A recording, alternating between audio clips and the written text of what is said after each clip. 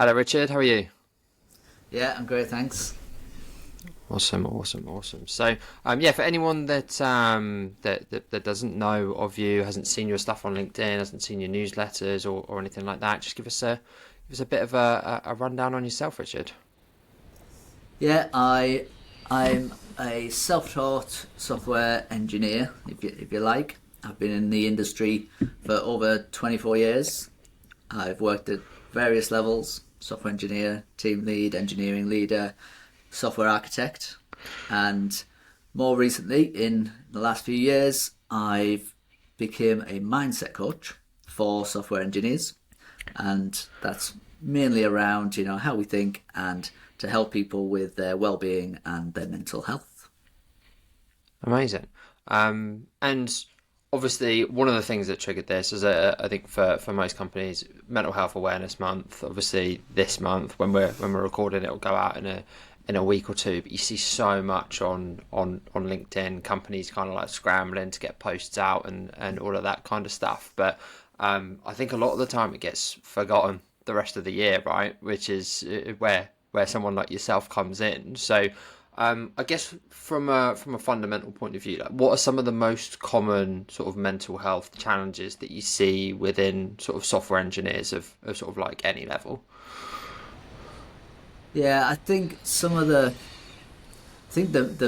main thing, I suppose you could put it all into a very broad category, and it's an integration project, and is integrating personal life and professional life, and both areas kind of have their impacts. And I think one of the troubles we sometimes have is that from the employment side, they don't necessarily factor in that personal side, and we sometimes hear things like, oh, leave your personal stuff at the door, and crazy things like that. But when you look at the professional environment and software engineers at work, there's just so many. Some of the big hitters are like burnout, imposter syndrome. They come up like all of the time. Like I barely have a conversation in which at least one of those don't come up. And things that kind of feed into that as well are things like perfectionism. So many software engineers, want to produce like the best code that they can, and so many companies are not really set up for that. And look, I mean, we can argue that it's not even an optimal way to go about software engineering, trying to aim for perfection anyway. So that there's a little bit of something in that. Um, but then there's a lot of overwhelm around workload. A lot of people have not a great self perception. Most software engineers think that most other software engineers are better than them. Like again, nearly all of them, um, and that comes with, like, as I say, kind of poor self perception, but also poor self talk that just kind of reinforces that. Yeah, for sure. So we'll break this down. I think work-life balance, like imposter syndrome, burnout, perfectionism, like you said, I think they're going to be things that pretty much every company is trying to deal with, right? With whether you've got a huge engineering team of hundreds or just kind of like one or two for like an early stage startup. So, like from a work-life balance point of view, I think this is where the majority of companies struggle because there's no one size fits all for any employee, like at all. Like Mm-hmm. some people, for example, even remote working, hybrid working, like in office working, like you could pick five people that are all great senior JavaScript engineers, all based in London. Some of them might want to work on site 5 days a week, unlikely, but one of them might want to work on site five days One a of week, them. but maybe. But like the other four, some of them might. I see it more and more common that some people want a place to be able to work, but don't want to be told when to work. Some people want to be 100% remote. Some people don't have the setup to be 100% remote. Like some people want to be fully remote, but can't work from home because of other things. Like there's so many different things, and people having kids of different ages, school drop-offs, like all of this kind of stuff. Like you can't.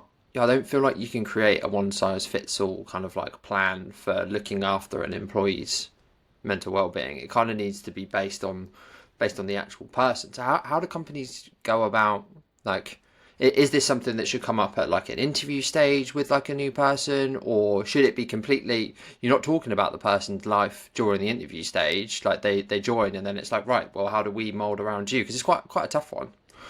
Well, I mean, yeah, it is a tough one. I was about to say, maybe you should be having those conversations in an interview, but I I do think that from most candidates' perspective, they would probably feel like they'd be coming across as difficult, and Yeah. they'd probably feel that that would impact their, you know, potential of getting that job. So that conversation probably wouldn't happen. So, But some of them need to happen, right? Like if it's a 5 days on site job and you need to work from home 2 days a week, like yeah, that needs to happen during there. But if there's, I think it's kind of like the every Tuesday I need to start at like 10 rather than 9:30 because I've got those feel like really uncomfortable conversations to have in an interview process, yeah, right?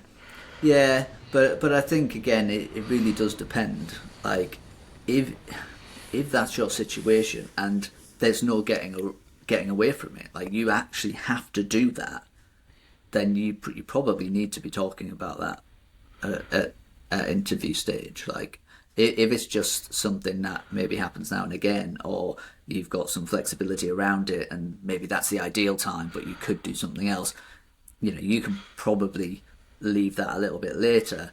And in my experience, what tends to happen is, you get in the door, you start doing a good job and building relationships, and those kind of conversations are really easy to have, but you still want to have them early on, and you want to kind of set your stall out for how you want to go about your work. I Yeah. remember one job that I went to, for example. I was super into my running, and I literally loved my running more than my work, like definitely. And if I could have done it full time, I would have done. So I was like really serious about my training. Like all through my day, I'd be like, I need to eat this at this time, I need to eat that at this time, and I'm training at this time. So I was like really, really serious about it.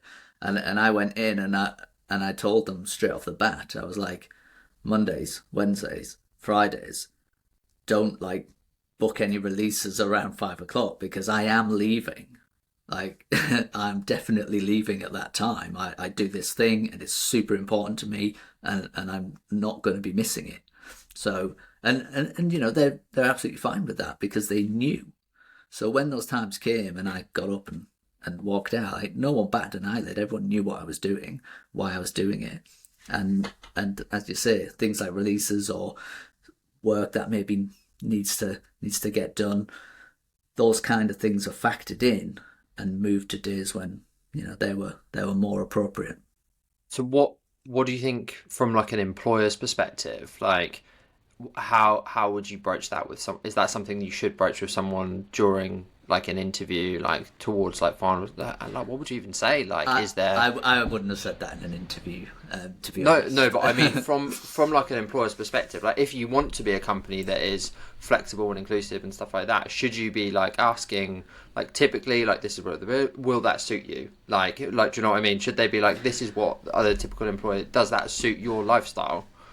Yeah, I mean, I think I think they should have some kind of proposition and whatever that is, and they should definitely bring that to the interview because I think they should see that as a selling point, and at a minimum, that's some kind of flexibility around time. I think one of the things that people hate the most is just like I need to be there at exactly here, and I should be able to leave at exactly here, but I generally can't because everyone frowns at me and makes me feel really bad. And it's that restriction, and then just simplest things like, oh, I've got a dentist appointment or I've got a doctor's appointment. Oh, can I do that then, or do I need to try and do it some other time when it's not work hours, and all of that kind of stuff. They sound like trivial things, but they start to add up. And Yeah. when you get many of these things outside of work, so people at work don't necessarily see it's happening, you're juggling more and more. You've got this chunk of time that you is kind of not available to you, and it's that kind of load that just increases and increases, and it seems like nothing, and then maybe a slightly bigger event happens in life, or there's a bit of drama at work, and suddenly that can be enough to kind of tip someone over the edge, as it were. Yeah. So I think all of those life admin type things, like inconveniently, a lot of those places are only open 9 till 5 during the week, right? So Yeah, so yeah, like to actually book an appointment like outside of those hours is difficult to start with. yeah, And like I think that's one of the biggest things that employers, like, it might not suit some employers, right? Like some people might need people in the office 9 to 5, 5 days a week, and if that's the case, like you said, set that out in the interview process. But I think one of the biggest things you can do is, if that is okay for people to go to a dentist appointment at 11 a.m. on a Wednesday, like, make that clear, because I think that's a huge selling point, right? 'Cause I think a lot of people will still, to this day, they'll be pretending they're online whilst they're actually sat in a dentist chair, and just hoping that, like, they don't hear the Microsoft Teams bing from their pocket. yeah, But like that's where people then, they're like rushing to try and like catch up. Whereas if you can work around, like, if you can set up your day, set up your week, and be like, cool, I need to do this thing, so I'm going to start slightly earlier, start slightly later. Like, all of a sudden, like, I feel like, even as I'm talking about, I feel like I've, like, weights coming off my. They're not even real events. So I'm like, oh, that sounds much nicer that I can just move things around, and start a little bit earlier, work a little bit later, like work a longer day here, a shorter day there. Like, I think that's one of the biggest things, and I think ultimately from an organisation, it comes down to trust, right? So it's like 100%. employing people that you kind of trust to make up those hours. It's interesting you say about exercise. Like, you're obviously, it's a huge amount of what you do, and you're a huge advocate of exercise. I follow all your stuff on LinkedIn. I've never like seen someone pinpoint exercise as important as you do. Like you said, like, I'll be leaving at 5 on this day to do this like bit of exercise. Like, that seems kind of foreign to me. Whereas if you were like we said before, if you were like, I have to go and pick my daughter up from school at 4 o'clock on a Tuesday, like, people would be like, yes, no, of course, like, you have to do that. But if you were Yeah, like, I need to go to the gym for like my mental health, like at 12 o'clock every day, people would be like, do you really? Like, do you really yeah. need to do that? Like, so yeah, I guess, what have you seen, like, what are you seeing companies do well from, like, people supporting employees' mental health? Obviously, the flexibility around it and all that kind of stuff. Like, what else are you seeing people do well to support the type of flexibility that people are looking for?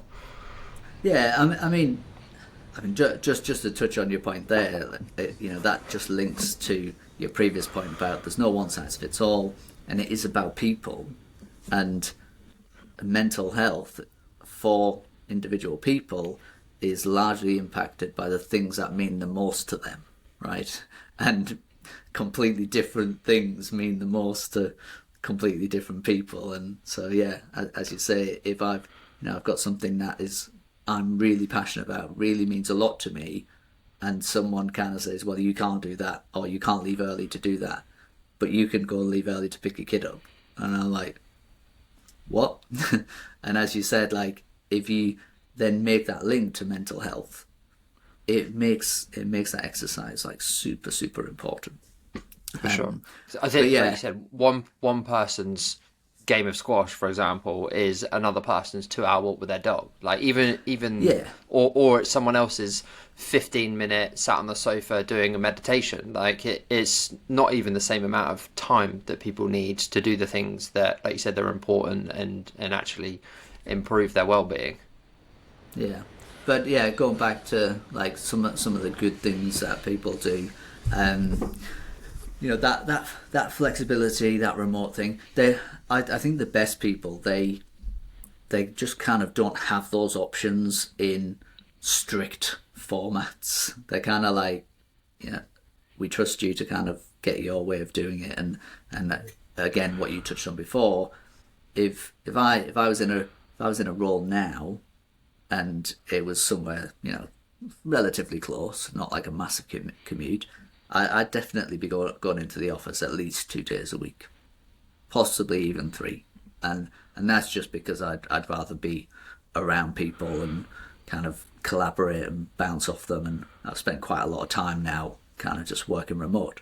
Um, but as you said, some people they don't want to be in the office and they just want that little bit of flexibility, and it comes back to trust. So anyone that can kind of set up in that way and have trust-based policies, if you like, I think it's a really kind of a really big step, I think.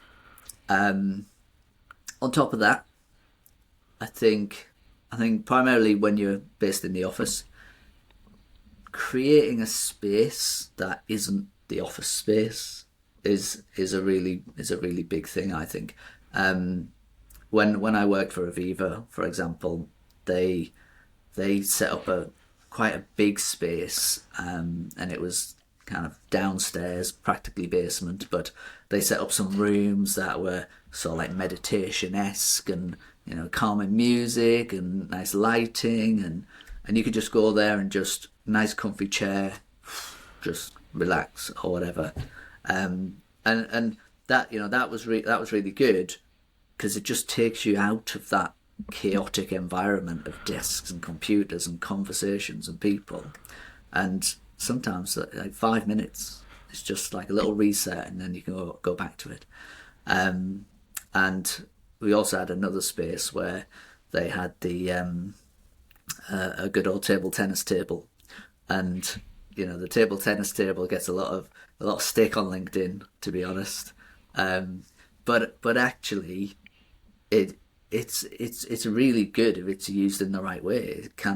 It gives you that opportunity to step away, to engage in a different way, to think, and to engage with your teammates. And yeah, to be honest, because I was working with friends at the time, we'd have like 15 minutes playing table tennis in the morning. We might do it at lunchtime sometimes, and maybe 15 minutes in the afternoon. And it really kind of broke the day up and just give you a bit of a mental reset to just get back at something. But yeah, I mean, it gets a lot of grief on LinkedIn, because people say, forget the table tennis, we'd rather have this pay rise or this time or this thing. And I read that and I'm like, they're not like either or, and they're not what's on offer. Like, the company isn't saying, well, we were thinking about giving you a pay rise, but actually we're going to give you this table tennis instead. Like, the table tennis thing is just there. It's not, you're not getting that, and it means you're not getting the other stuff. Like, it's just a thing, right? I've just got this image of like a company giving everyone like an end of year table tennis bat instead of a bonus. Like, it's not quite out. Well, there must be people that literally are sat there like in their office looking at the table tennis table, being like, "Oh no, LinkedIn says it's bad. Like, I really want to play it, but like LinkedIn says it's bad." I think the problem comes where people are like, oh, like, you can't work remotely, like, you must come in, but we've got this table tennis table, and that's why you should come in, like, because we've got a table tennis table. If it's there as like another added thing that's just there in the office, and you can actually be like, look, if you want to come in, like, come in, and it's something that's there. Because at home, like, what do? You like might go for a little bit of a walk, you might go like sit and watch TV, or like go and do something for like 10-15 minutes, like you said, just to get away from your screen, just to get away from work. You might go and, like, your kids might be at home, you might go and have like a coffee with your wife. If you're in the office, short of taking up smoking, which obviously no one's gonna like advocate for, how do you get like 5-10 minutes just to do something that isn't work? Like, and just going and like walking around, and like, yeah, you can go and make yourself a coffee, but being able to do something and just clear your mind for like 10-15 minutes. And something like a table tennis table, a pool table, like, all of those kind of things are good. I think, again, a lot of it comes down to the restrictiveness of it. Like, I worked at a company where, like, there was a table tennis table, there was a pool table, but it was only allowed to be used between the hours of 1 and 2. And, like, I remember like any time, like you would occasionally just hear like the crack of like the pool balls at like 11 in the morning, and everyone would be like, what the fuck are they doing? Like they're gonna get fired. Like, whereas like you said, if I could get up from my desk at like 11 in the morning, go have a game of pool with like one of my friends that was also in the office, just reset and then go back to work, like it would be a completely different benefit. So I think a lot of it Yeah. comes down to the restrictiveness of the structure and all of that kind of stuff. Yeah, and again, I mean, I think we'll come back to it again and again, but it's trust, isn't it? It's like the company trusting that you're not going to abuse it, and then going back to the things that the company can do, the positive things. It's there's stuff around messaging and making sure that people know it's okay to step away from your desk for 10 minutes, like for whatever reason. Doesn't matter what the reason is. Like, you can have your own reason, and it might be a chat with someone, it might be a coffee, it might be 10 minutes walking out the door and coming back. Like, letting people know that that is okay, because I've been in so many offices where it seems everyone feels the pressure to be seen, to be sitting at their desk, and to be seen to have the right thing on their screen, and all of that kind of stuff. And to be honest, some of the most stressful jobs I've had are in that kind of environment where actually the project you're on has had a bit of a slowdown, or the company's had a bit of a slowdown, but everyone still feels like they need to be seen to be doing something in some way, and so then you're kind of scrabbling around to be like, I need to look like I'm doing something, and then you're trying to think, what actually can I do? Like, there's not a lot going on, but I need to look like I'm doing something, and it's really bizarre that that can actually create so much stress. Yeah, I think one of the things that we've moved from mainly on site to hybrid to now going like almost fully remote. We meet up like once a week, and occasionally people will work together like once or twice a week. We have an office, but we might be getting rid of it. But one of the things that we've struggled, well, not struggled with, but still kind of playing with as we go more remote, is being able to see what everyone's doing, but not in like a big brothery way. Like, I just kind of want to see where everyone's up to with everything, but like feel like we're creating more admin by people having to like put stuff down and like where they're up to with different things at different times of the day. Because I like, as a business owner, I just want to be able to log in, see where everyone's up to with everything, and be like, great, everyone's on track, and then kind of like log in and like log out and see what let everyone do their thing for the next 24 hours, and then log in again. But if things haven't been updated, I get like agitated that I'm like, they haven't done that thing, where sometimes people have, but they just haven't updated the sheet. So, like, what have you seen in terms of that? There's an element of trust, but there must be tools and methods that people are implementing as employers to be able to make sure that people are on track and give them as much autonomy and flexibility by people being able to show that they've completed certain milestones or whatever. So, like, what tools have you seen companies use? Yeah, I mean, I'm not really sure about that. I think particularly as far as like engineering is concerned, engineers are generally working on tickets, but I honestly think between the remote and in the office, there's a little bit of, particularly with leaders who are wanting to know what's going on and that kind of thing. If they don't have it from the tickets they have in front of them, or the views that they have, or the reporting, etc. Like, I think in the office they feel like they have power to be able to walk around and look at someone and be like, oh, why isn't this there? Or why isn't that there? But it really isn't any different in a remote sense. Like, there's no extra work. You're still gonna just have to message that person. You're just not gonna physically get out your chair. It's like, Yeah, there's really no difference to that. It's like, oh, I need to know where you are with XYZ. Like, is the ticket up to date? Is it not? Like, those conversations are just gonna be happening all the time. And again, depending on the kind of ceremonies that you've got set up and how regularly you're meeting and chatting anyway. For me, that doesn't really change, other than the general culture of the business about how often you update things, whether that's Yeah, tickets or tasks or people. It, yeah. it it's the same thing to me. Do you think some of those things, again, how everyone's kind of like work life balance is a little bit different? Do you think the way that people work and the way that people think and the way that people do their admin and all that kind of stuff, do you think companies should be flexible depending on the person, or do you think that's got to be more of a this is how we do things as an organization? You kind of need to like conform to these meeting times and these ways of these times of when you do things and deadlines and all that kind of stuff.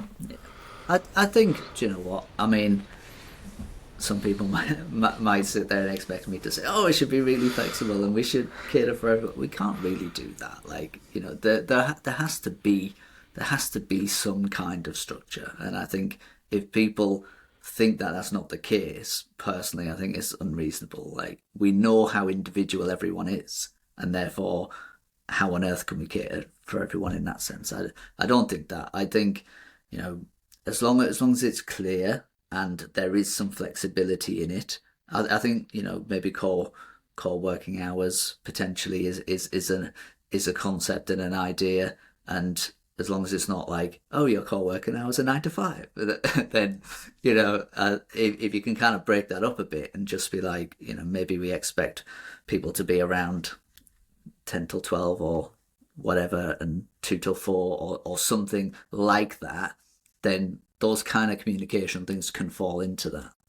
Um, but I do think what you're saying about how do I know like where everything is, I think the frustration probably with that, particularly from a remote sense, is just that if they send that message and they're not getting the answer, it's like, why aren't you replying? Like, but for me, again, that becomes a culture thing, and it's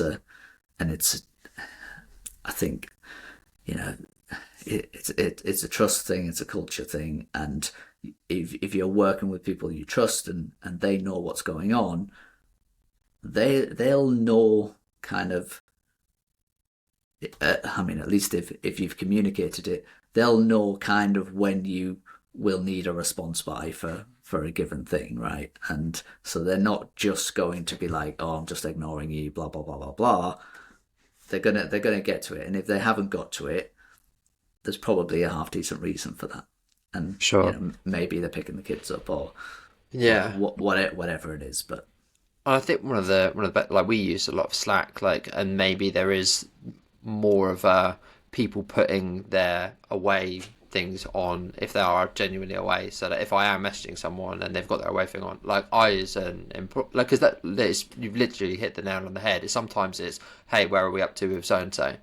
And I'll just be sat there and like my mind is still like I could have walked over to this person's desk and be like, where are we up to with so and so? And like I'd know by now, but they might have gone on a 2 hour lunch, which I've said is okay as an employer, but because I don't know their schedule for that day, I'm sat exactly. there being like, where's my thing? So if there's a way of like that, or like if they're like mini out of office type things of like I'm going to be away from my desk from like this period of time or like whatever it is, I think it's being on the same page about what that person's day looks like, and being able to, I guess, sort of see it somewhere so that you know not to bother them. And one of the best things that I've seen recently, and I don't think you can do this across an entire organization, but I don't know if you've seen this, but people starting to bring out these kind of like user guides for themselves. Like particularly, I've seen like a couple of engineering leaders like put them out recently, and a lot of that is around if I send you an email at midnight, that's because I want to reply to that email at midnight. It doesn't mean that you need to reply to that email at midnight. And Yeah. I've started to be more conscious about that. But if someone started with me and they handed me a user guide to be like, by the way, I This will. is how you deal with me. I may take up to 3 hours to respond to your emails. Like, I'd probably be like, you may be working somewhere else in the near future.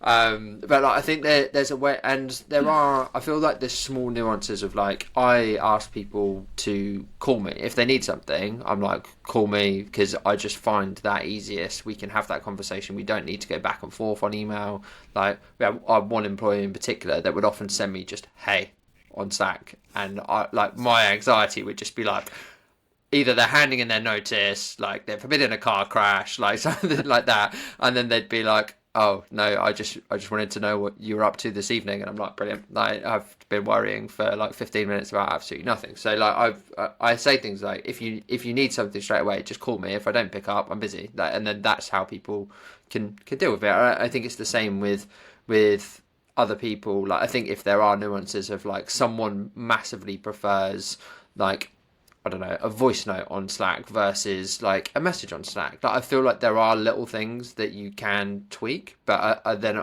also think, like you said, people just being aware of your kind of movements, not in too big brothery a way. Like if you can just be like, cool. By the way, guys, I'm gonna be offline for an hour or so. If you need anything urgently, text me. Like just something like that. You can be like, okay, cool. Like that makes sense. But then having to be okay with that as an employer, and them doing things within the remits that you've kind of set.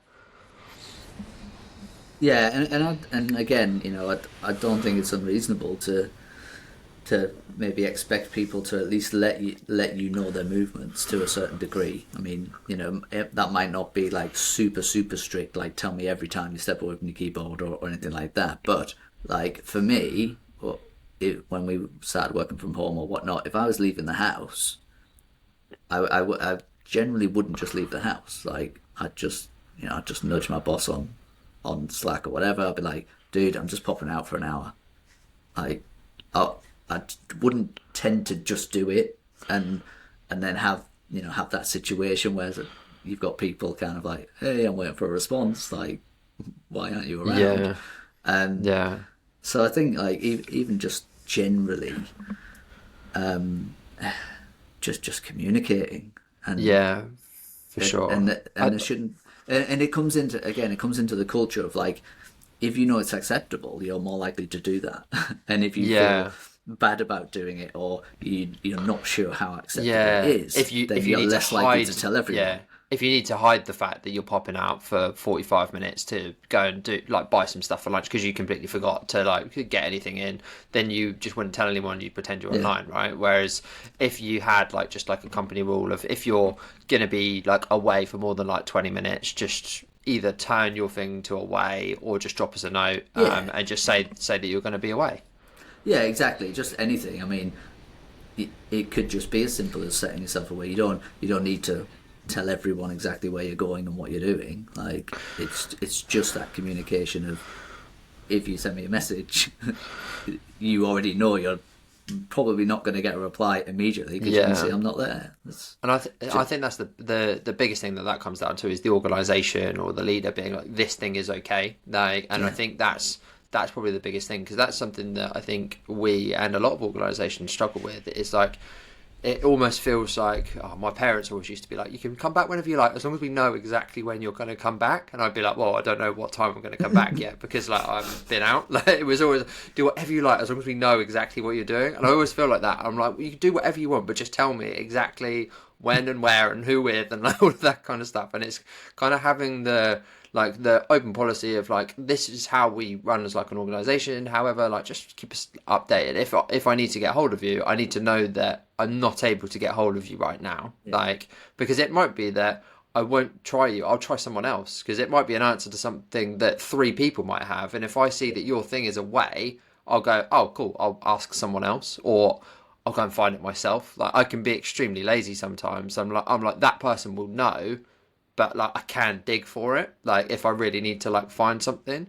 So if I saw something was away, I'd be like, oh cool, I won't bother them. I'll just go and find out myself. So I think that's quite a good idea to have some sort of a way until you get to the point where everyone's just away permanently, and then you've got a problem. But yeah, any other major point? We'll pop on to kind of the perfectionism, burnout, imposter syndrome. Like anything else that you've seen companies do well or particularly badly around like work-life balance that you think are worth noting?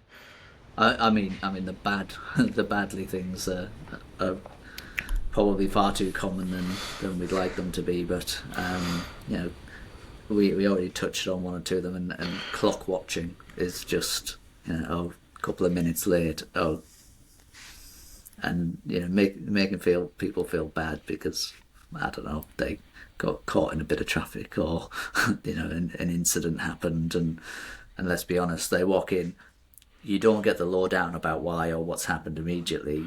You just see the time, and it's just silly, and it's unneeded. And I think probably linked to that, and it's probably the same kind of environment. It's just micromanagement. It's like not trusting people to get on with their work. So something that used to annoy me, and I was probably a little bit sensitive to it at the time, but we had a scrum master at one point, and he was really controlling and just constantly felt like he had to control and drive everything. And I had to have a conversation with him at one point, because every day we'd have our stand up and I'd give him a little update, and he'd jump in, and it's not uncommon, and in some cases it's perfectly acceptable, but he'd jump in every time and he'd say, any blockers, and after a few weeks, like, it just started to trigger me every time.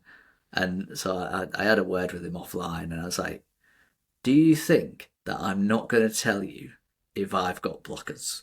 Do you actually think that's what's going to happen? Because I'm telling you now, if I've got blockers, I'm going to tell you I've got blockers, and I'm going to tell the team, and we're going to sort it out. Like, you don't need to worry about me telling you that I've got a blocker, okay? So you don't need to ask me every single time when I've given my update, because it will be part of my update. If I don't tell you, I'm not blocked. And he was a bit like, I was like, but it wasn't just that thing. Like, there were so many things that he was really controlling on, and getting, like, just trying to get, like, several updates in a day about a given task. And it's like, oh, like, where have you got to with this? And it was really just I need to know. And more often than not, he'd be asking things that he technically wouldn't understand anyway. Yeah. But it's something that happens a lot, and it's not always the individual's fault. Like, it happens a lot when someone above them is like, what's happening? Yeah. And maybe they're not quite strong enough to be a bit like, all right, let me deal with it. When there's something to be said, I'll find out and I'll give you it, and that kind of thing. So there's it's that whole trust dynamic thing, really, isn't Yeah. it? And, like, a lot of it is just like you said, it's a control piece, and it might not be coming from your direct manager. It might be coming from your manager's manager, and, like, if you don't have an update, they'll then be like, right, I need to go and get an update because I need to say something to them, but, like, I don't have anything to say. But, like, I know how you must feel. Like, there's been times in previous organisations for me, I'm like, if I spent all of the time that I did updating you on doing this work, I have much more to update you about. Absolutely. And again, I suppose probably similar cultures, like a blame culture. Things come up, and someone's just like, "Who did this?" Like, in front of everyone, blah blah blah. You caused this production outage or whatever it is. And I've been in plenty of those kinds of conversations, and I've had the finger pointed at me in front of everyone and felt like an idiot and all of that stuff. And it's just super unnecessary, and obviously it impacts people's mental health. And it's not about shielding people from problems by any stretch. Like, whenever there's a problem, they want to be communicated in some way, and if there's something to be learned from that problem, we need to share that. But it doesn't just need to be with a person that happened to do it. We can share that across the piece and make sure everyone learns from an incident that's happened. We don't really benefit at all from just making someone feel shit because they did or didn't do something, right? Yeah, for sure. I think there's a lot of people say, like, as a manager, if something goes wrong, it's your fault, not the person's fault. But I think there's also an element of, like, it is also that person's fault to a degree, but, like, it kind of both your fault. So, like, address, like, and how do you improve rather than literally... Exactly. Yeah, no, exactly. Like, it's, as I say, it's not about kind of saying, oh, it's absolutely not your fault. But there's just very little benefit to kind of go, Like, you did this. This was all your fault, and this is what's happened, and just making them feel really bad about it. It's just like, as individuals, and again, it comes down to the culture. If you want to take responsibility for your work, the likelihood is you want to know that you did it anyway. Like, you'd want to know that you did that and that you could improve and potentially even just fix it yourself. Like, you might actually want to do that because that's just your thing. But again, at the same time, in the right culture, that can come about without you feeling crap about yourself, and just Yeah, accept that, okay, that happened. How do I make sure that doesn't happen again? How do we make yeah. sure that doesn't happen again for everyone? Yeah, amazing.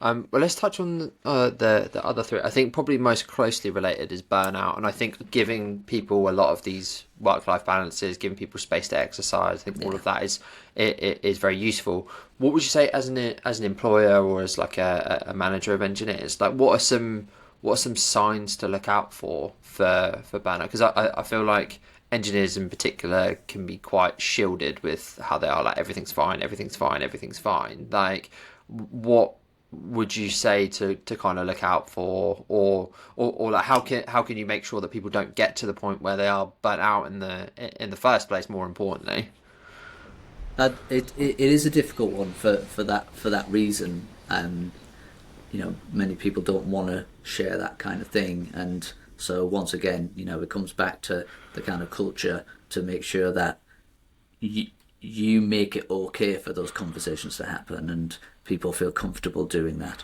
Um, there are so many contributing factors to burnout, and I was having a conversation with a head of engineering at a fairly big company a couple of weeks back, and they said, "Oh, yeah, you'll be quite interested in this." I had a few engineers, and they were kind of talking about feeling really burned out, and so I asked them about what was going on, and I assumed it was going to be working long hours or working on something that's not interesting, this, that, and the other, and and she was like, they basically said like, oh, no, like I love what I'm doing, like I'm super into it, da da da da da da da, and I was like, yeah, there's this perception that like it's all about working too much or working on things you don't like, and there's this perception that you can't get burnt out as long as you love what you're doing.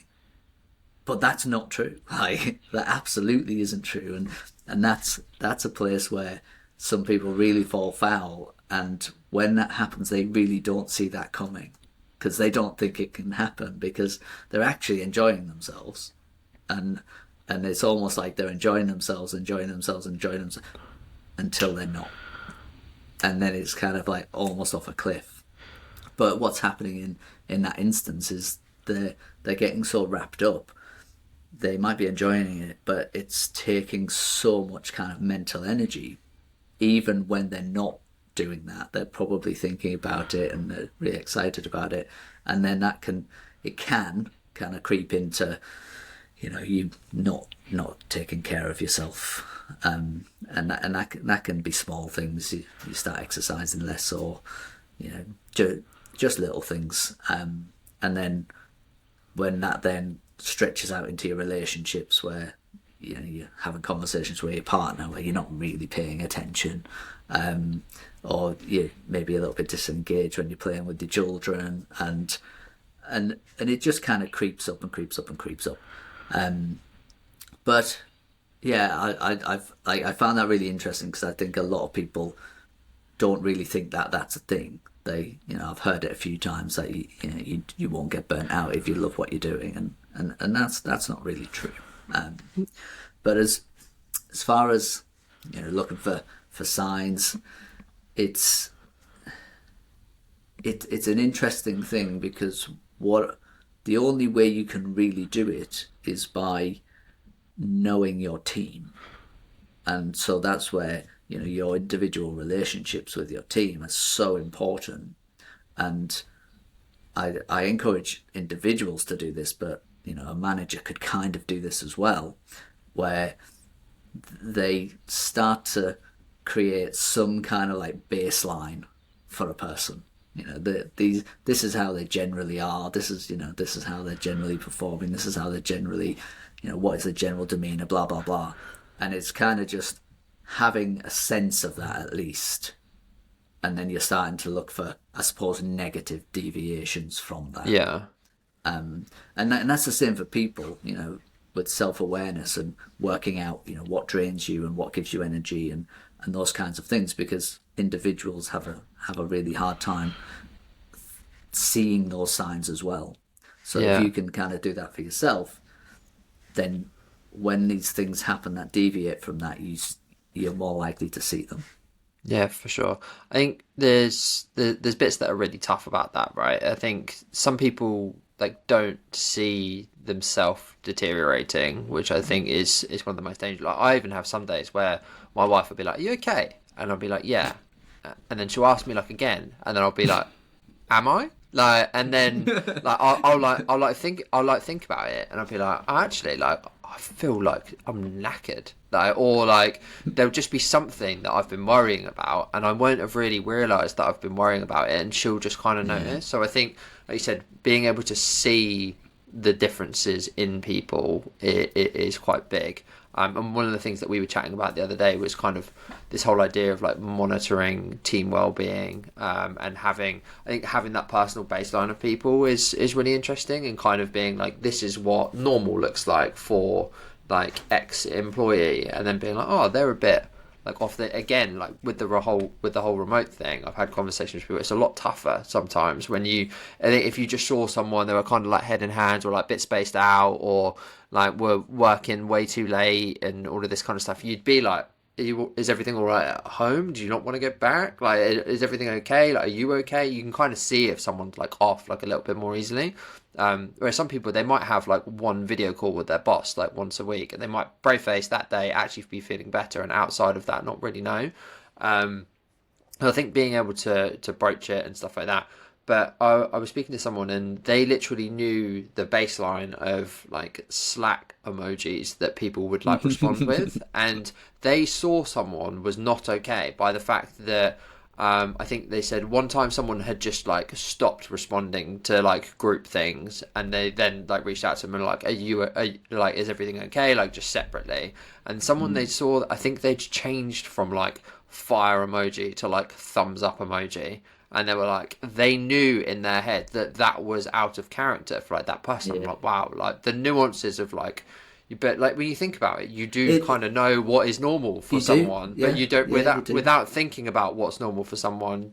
Like and having that baseline to go off, you might not realize as much when people deviate. So it's really interesting as to how you look after. But I think one of the biggest things you can do, like you said, is the monitoring side. So maybe having some kind of, and there might be other things that you could put into this, if it's like a weekly or a bi-weekly like one-to-one that you're having like, how are you? Like, is there and how do you open that conversation of like, how are you on a scale of like 0 to burnt out, like right now? Like, or looking at amount of vacation days or holiday days that they've had within the last sort of like couple of months, and kind of being like, you haven't had any time off recently, and encouraging them to maybe take some time off, and having it in those kind of conversations, and coming prepared with, wow, it's been 3 months since they took a day off.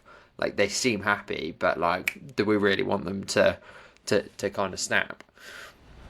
Yeah, no. I mean, absolutely. And it's something that I've worked with organisations with and teams with, to kind of measure that well-being piece across the team, and hardly any organisations do that. Hardly any. Like, if you say, how's the well-being of your team, the most likely response you're going to get is from at least a manager who's like, oh yeah, everyone's fine. And we know that the perception of a manager is often like completely at odds with what's going on the ground, generally, in all honesty. But yeah, I mean, I put together something where you just have some like, simple questionnaires for the individual team members and the manager, and then I can have like a session with the individuals to kind of chat that through a little bit, give them a space to kind of chat about stuff that they maybe might not feel like they can talk to their manager about or the company about. And then what I would do with that is I'd create an anonymized aggregated report that would give the team a score in like various aspects, like, you know, work-life balance, professional development, a number of sections, and then across the team that would be aggregated, and it's not like a scientific thing, and it's not like, oh, you know, we've got this high score so everything's great and everything's fine.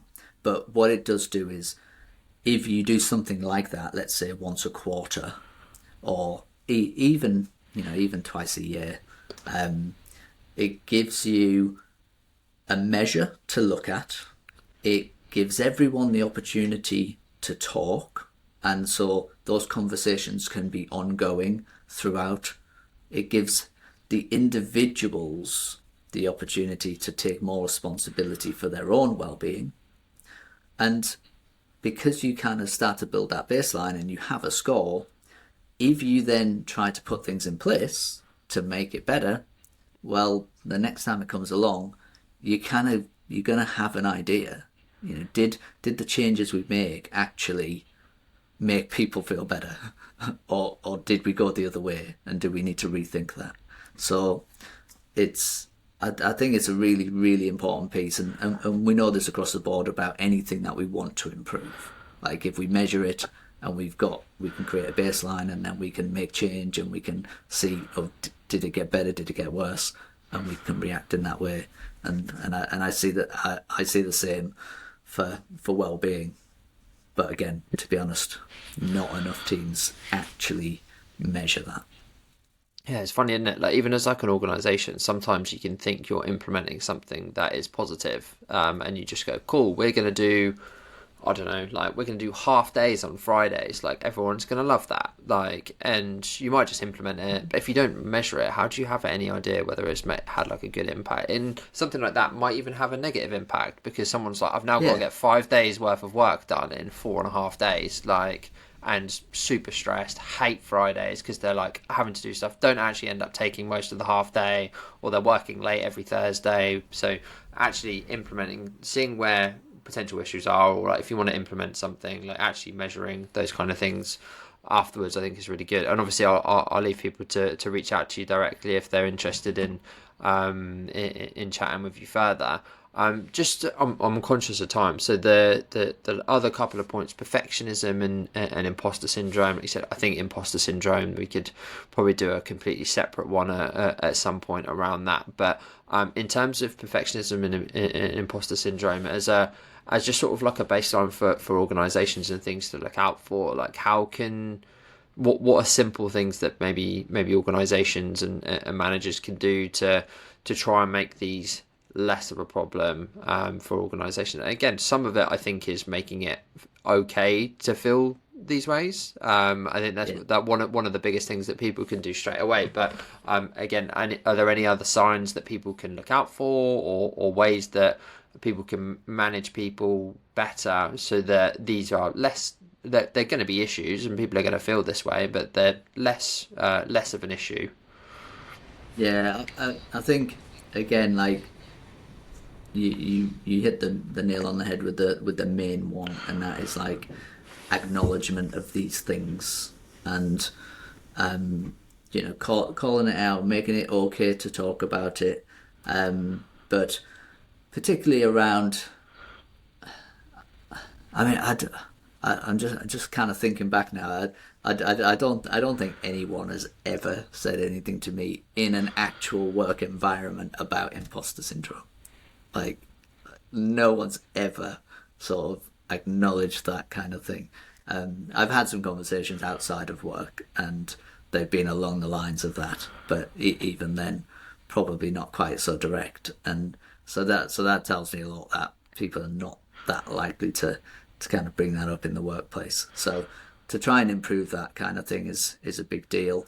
And the things people can do, again, they can get people in like myself, or, you know, other people in the industry to do things like talks, around the subject, just to make it aware, bring it up, put it up there so everyone can see it and can relate their own experience to it, like whether they do have it, whether they don't have it, and if they hear one or two other people kind of speak about their experience, then it at least would help with empathy if they didn't experience it, and it'd be great if they didn't. But again, just knowing that some people do is a big thing in a team space. But yeah, raising that awareness with like talks and workshops and that side of it. And yeah, I mean, apart from that, it's a difficult one because people are so kind of guarded with it, and the perfectionism thing.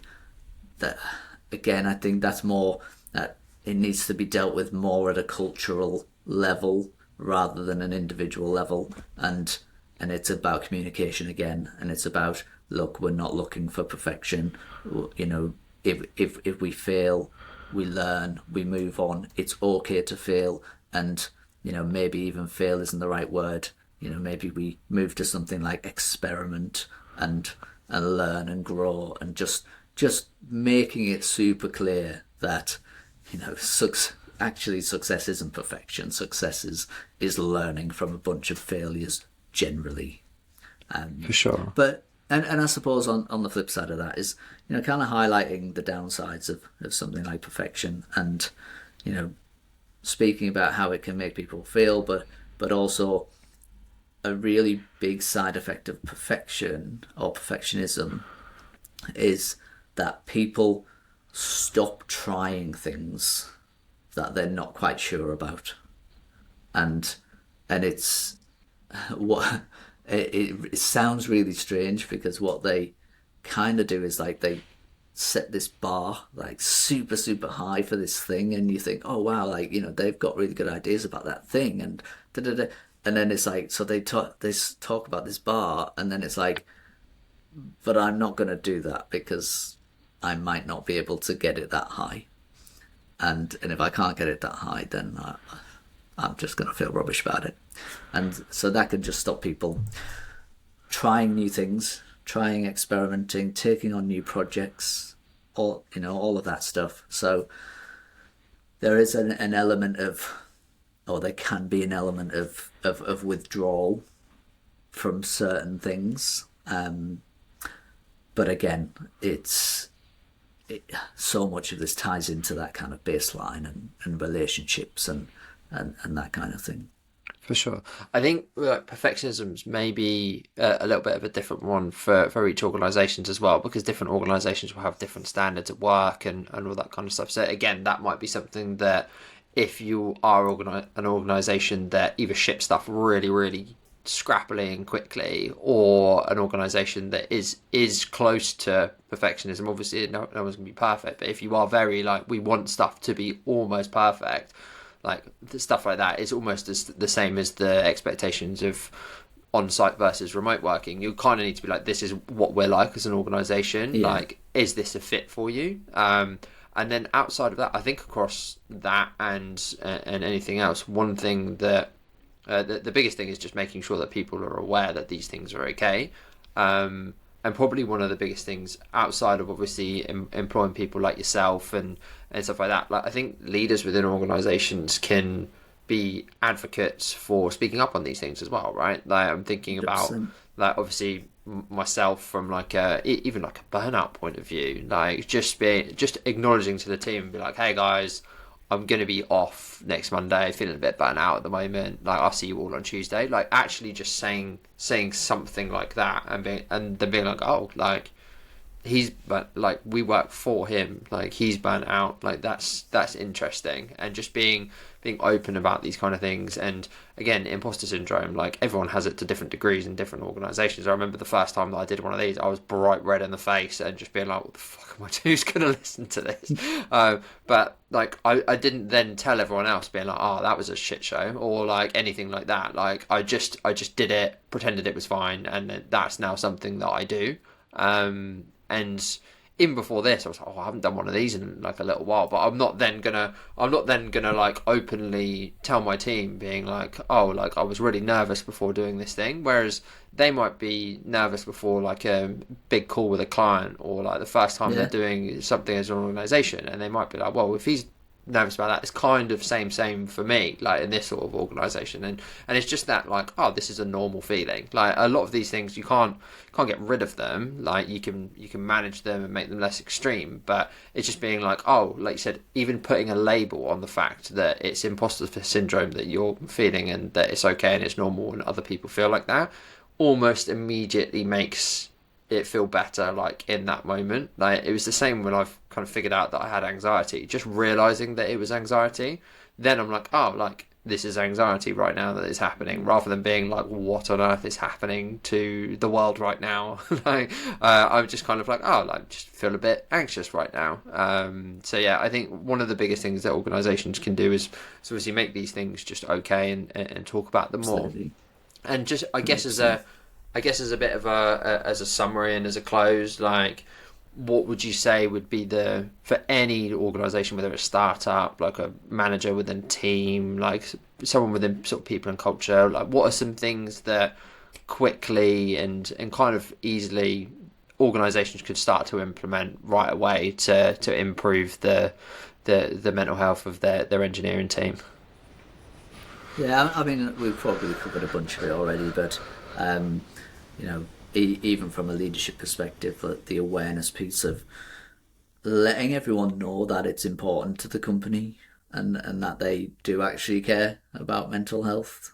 And as you say, you can supplement that with kind of talks or other things. You know, mental health awareness is a good opportunity at least to do that, but you know, it needs to go beyond that really.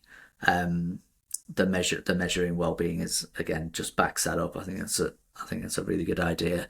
Um, and then another thing that I like to do with teams is to actually create like a team charter, um, and just talk about with the team, and have the team come up with it. You know, the kind of expected or acceptable behaviors for the team, so everyone knows what's expected of everyone else, um, and to also talk about the core values that the team wants to kind of, I suppose, abide by, or they want them to kind of represent them to the outside world.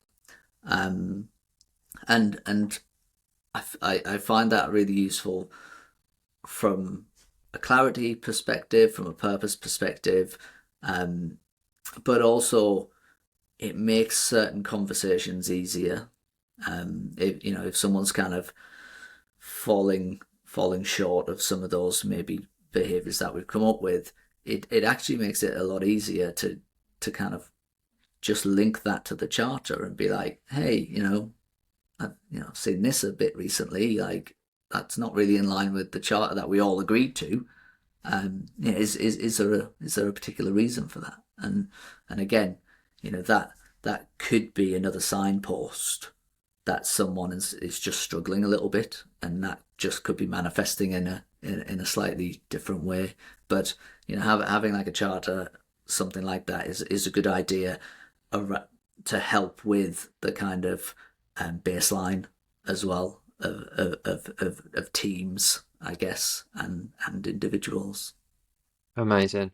Well, thanks so much for your time, Richard. I'll obviously share all of your links and everything in the newsletter and with the pod. But yeah, really appreciate your time, and no doubt we'll have you back on again soon.